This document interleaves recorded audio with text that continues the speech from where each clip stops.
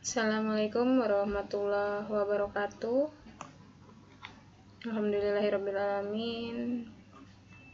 Puji syukur marilah kita panjatkan kehadirat Tuhan Yang Maha Esa, karena kita diberikan rahmat dan karunia-Nya sehingga kita dapat bertemu kembali dalam pembelajaran jarak jauh di pertemuan kedua metodologi penelitian. Nah, untuk sesi ini yang akan kita pelajari adalah berbagai macam jenis penelitian, langkah-langkah penelitian, dan satu lagi ruang lingkup penelitian.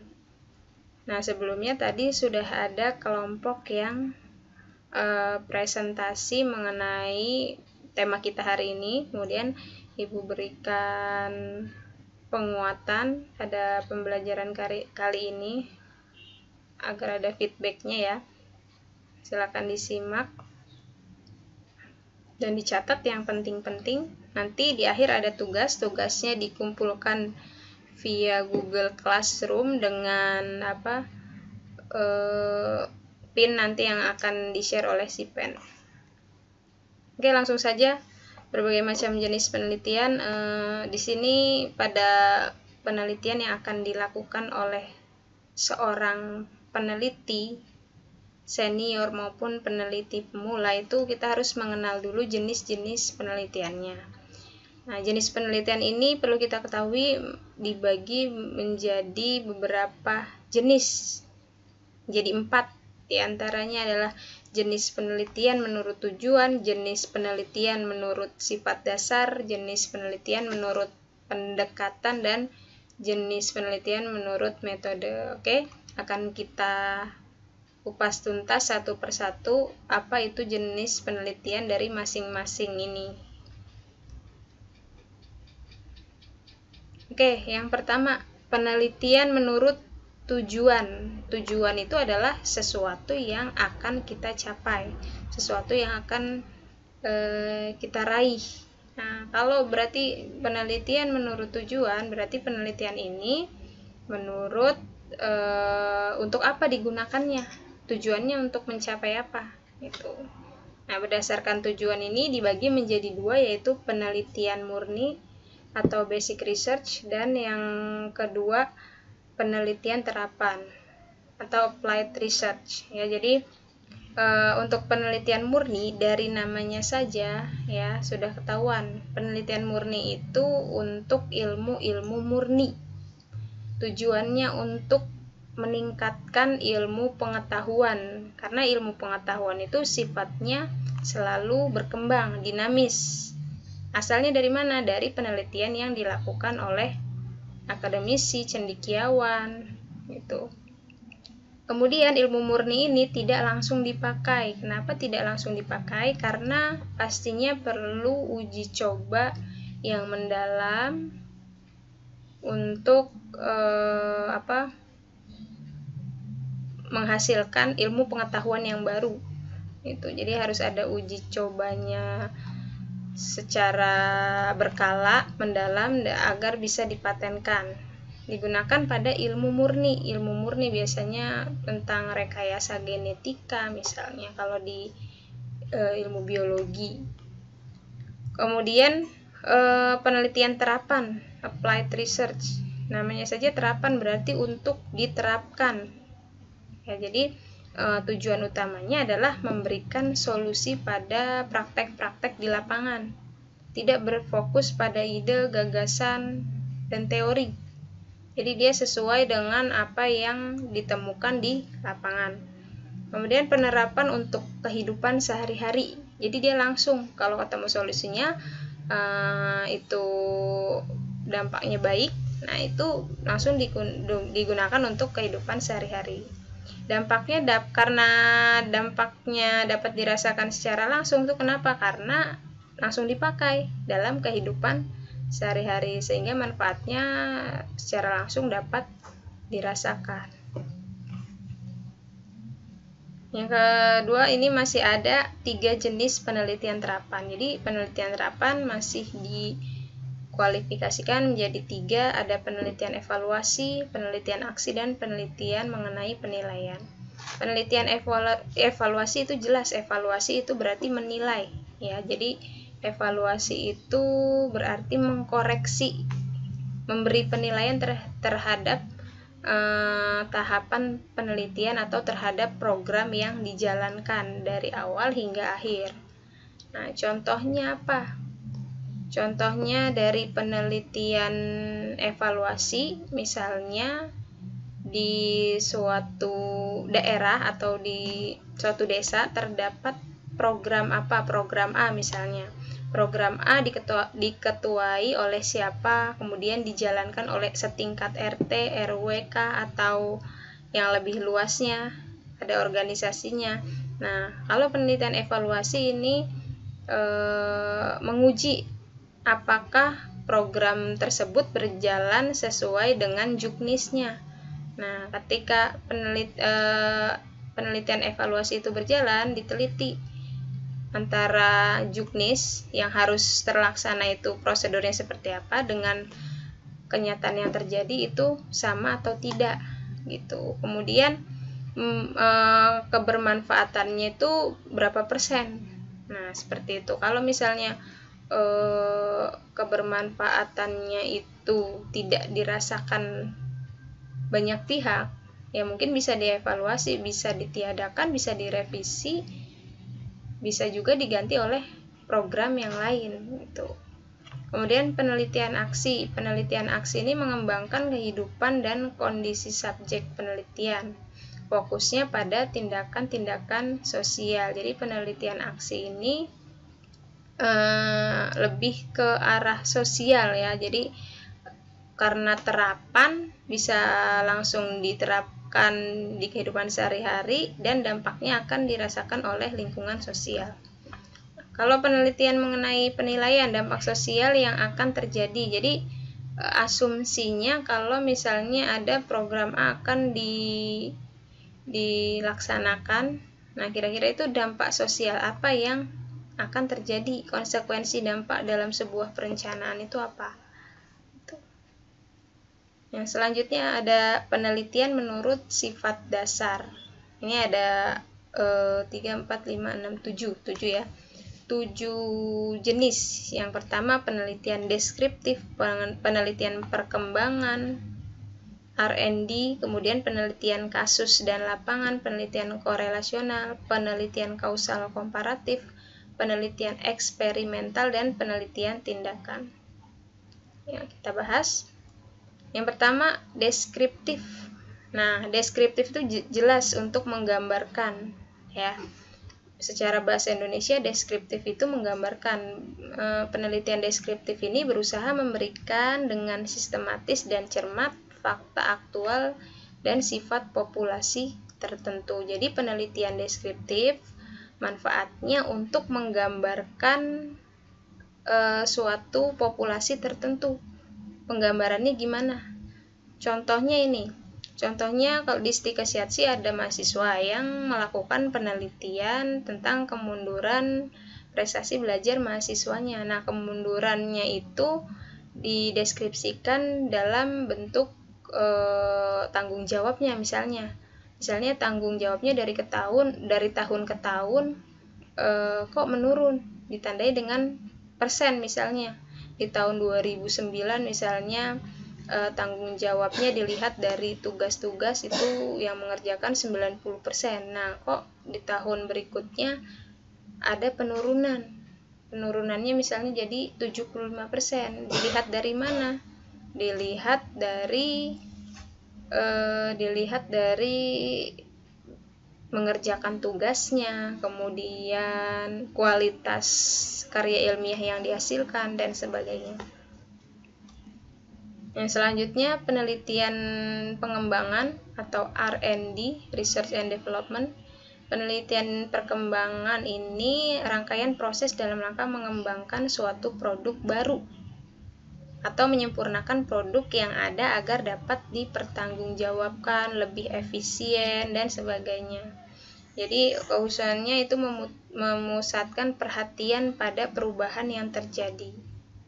Penelitian ini umumnya memakai waktu yang panjang atau bersifat longitudinal. Longitudinal itu tidak hanya satu waktu, jadi periodik. Kemudian contohnya penelitian R&D ini, misalnya ada produk kesehatan. Nah, kalau zaman dulu, bahkan sekarang juga masih sebenarnya ya, untuk menangani demam, nah itu alternatif cepatnya itu adalah menggunakan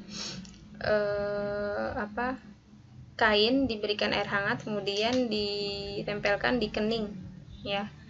Nah, itu kan cara lama, tapi seiring dengan perkembangan waktu dan teknologi,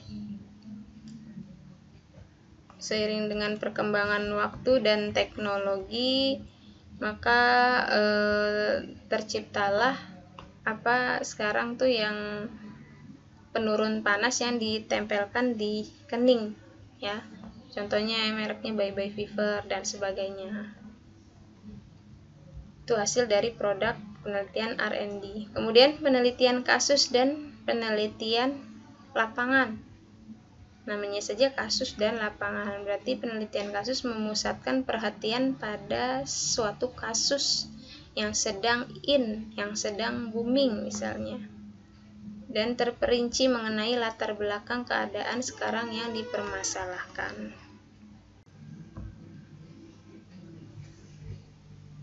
Kemudian yang selanjutnya ada penelitian korelasional. Penelitian korelasional itu korelasi itu berarti hubungan, ya, hubungan antar dua variabel atau dua gejala lebih. Misalnya, apakah ada hubungan antara status sosial orang tua mahasiswa dengan prestasi mahasiswa di perguruan tingginya, itu, atau hubungan antara status sosial dengan kejadian COVID-19.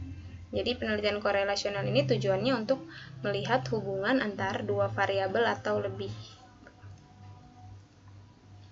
Kemudian penelitian kausal komparatif. Kausal itu berarti kita nanti akan mencari hubungan, dan komparatif itu berarti membandingkan, ya. Penelitian ini untuk menyelidiki kemungkinan hubungan sebab akibat antar faktor tertentu yang mungkin menjadi penyebab gejala yang diselidiki. Misalnya, sikap malas mahasiswa dalam menyelesaikan skripsi atau tugas akhir misalnya mungkin saja disebabkan karena ketidakpahaman mahasiswa atas permasalahan penelitiannya. Nah, ini kan berarti sebab akibat. Sebabnya di mana?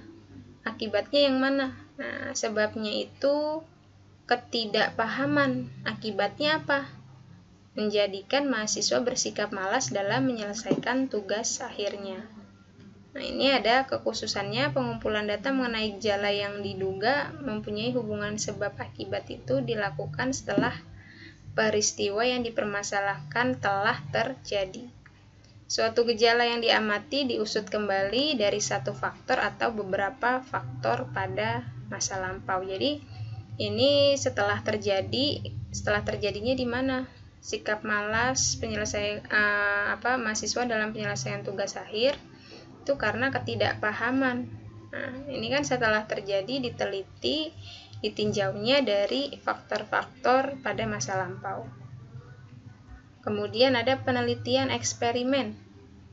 Eksperimen itu identik di laboratorium, padahal ya tidak selalu juga, ya. Jadi penelitian eksperimen itu penelitian percobaan terhadap kelompok eksperimen. Kita memberikan intervensi atau perlakuan atau treatment kepada sampel kita. Kemudian datanya sebagai hasil pengaruh perlakuan terhadap kelompok eksperimen diukur secara kuantitatif. Biasanya eksperimen ini lebih ke kuantitatif. Misalnya, hendak meneliti keefektifan metode mengajar. Kalau dalam pendidikan, penerapan tiap metode dicoba terhadap kelompok yang akan diteliti. Kalau dalam kesehatan, contoh penelitian eksperimen, contohnya itu pemanfaatan ekstrak daun sirsak terhadap penyembuhan penyakit kanker. Ya, jadi sel-sel kankernya itu dibunuh atau dimusnahkan dengan menggunakan ekstrak sirsak tadi. Nah, itu juga termasuk penelitian eksperimen. Ekstraknya itu diberikan kepada penderita kanker. Eksperimen itu masih dibagi menjadi 3 sebenarnya. Yang di sini yang tertera di sini adalah eksperimen semu, eksperimen sesungguhnya, satu lagi ada true eksperimen. Jadi sebenarnya dibagi 3. Yang pertama pre-eksperimen, kemudian yang kedua kuasi eksperimen atau eksperimen semu, dan yang ketiga ada true eksperimen atau eksperimen sesungguhnya. Perbedaannya di mana? Yang sering digunakan ini adalah semu dan eksperimen sesungguhnya. Di eksperimen semu, nah itu biasanya yang perbedaan yang mencolok itu adalah tidak adanya randomisasi. Kalau eksperimen sesungguhnya adanya randomisasi antara kelompok kontrol dan kelompok eksperimen. Tuh.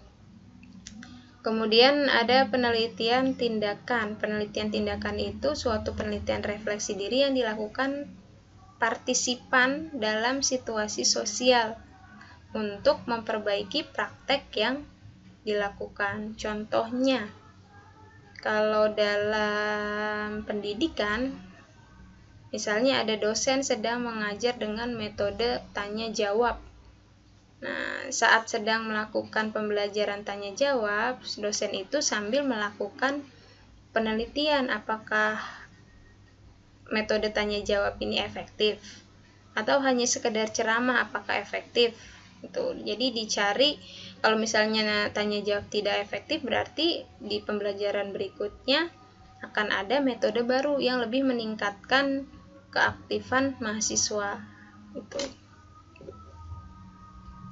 Kemudian menurut pendekatannya, yang familiar didengar ya, ada pendekatan kuantitatif dan kualitatif. Kuanti itu berarti berdasarkan kuantitinya, berarti berhubungan dengan angka.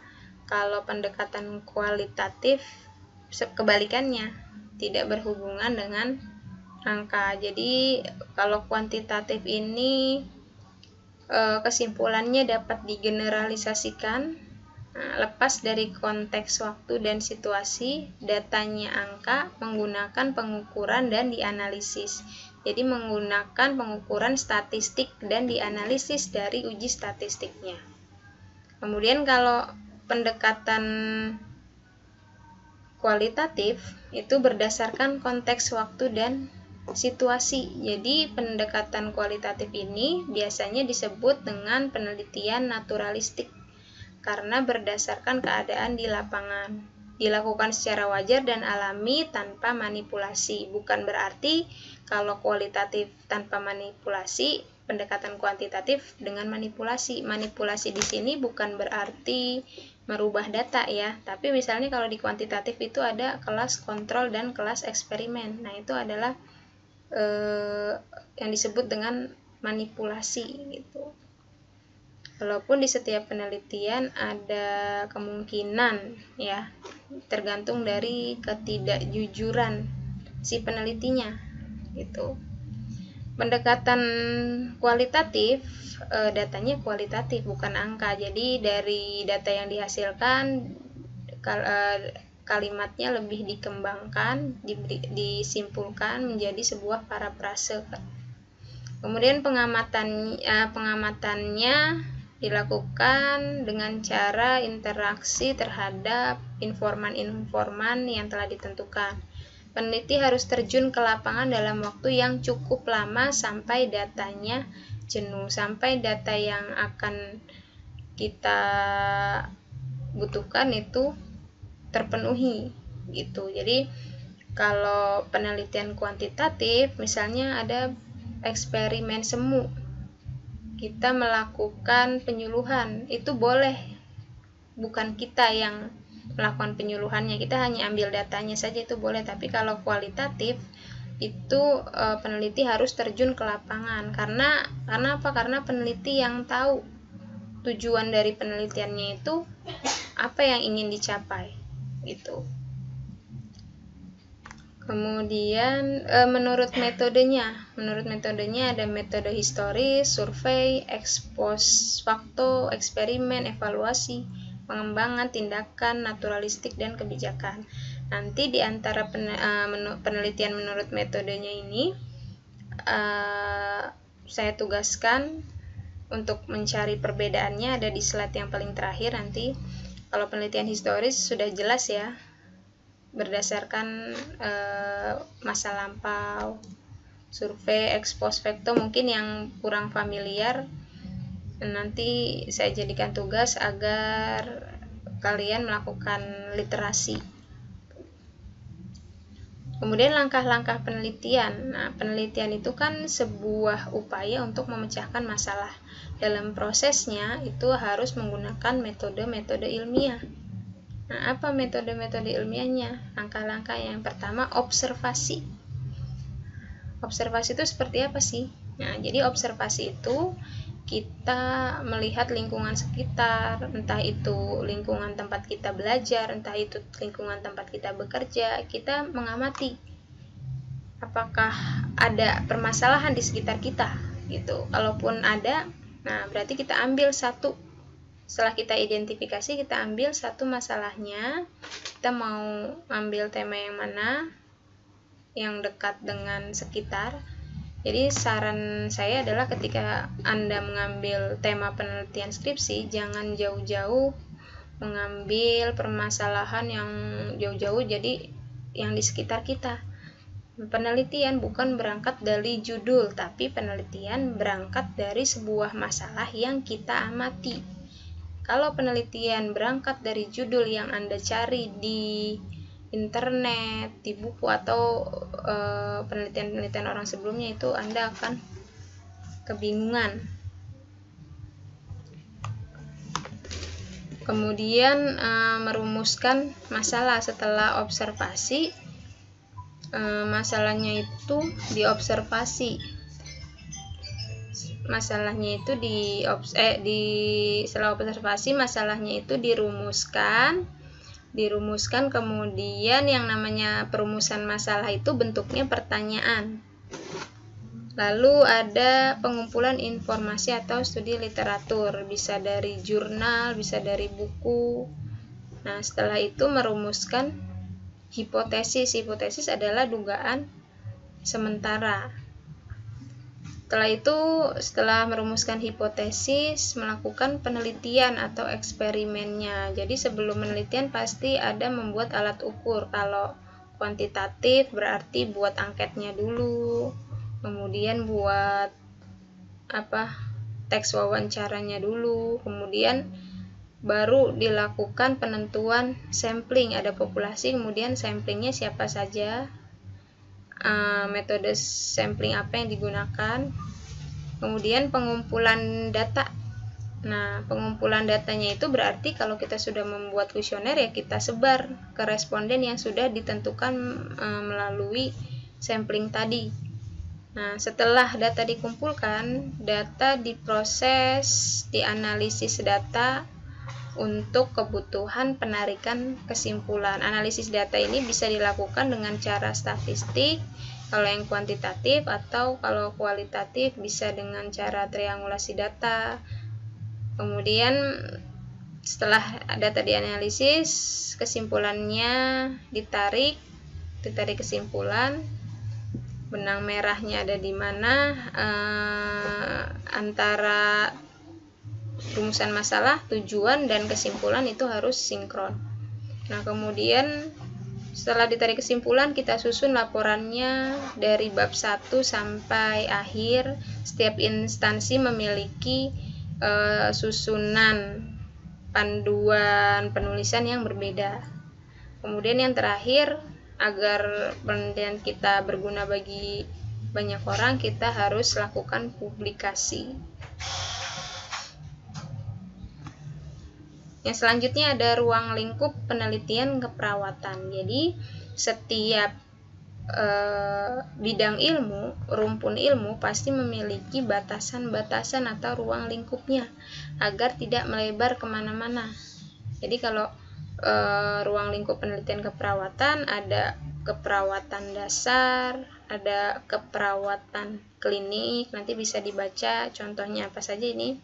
Dan yang terakhir ada keperawatan komunitas. Ketika Anda nanti mengambil permasalahan skripsi, fokuskan dulu Anda lebih tertarik ke keperawatan dasar, keperawatan klinik, atau keperawatan komunitas. Kemudian lingkup penelitian keperawatan termasuk dalam penelitian kesehatan serta bersumber pada penelitian epidemiologi kesehatan serta dalam area penelitian keperawatan. Ruang lingkupnya yang bisa dijadikan riset adalah keperawatan medikal bedah, maternitas, anak, jiwa, gerontik, keluarga, komunitas, manajemen keperawatan, dan pendidikan keperawatan. Nanti disesuaikan dengan disiplin ilmu dari dosen pembimbingnya gitu.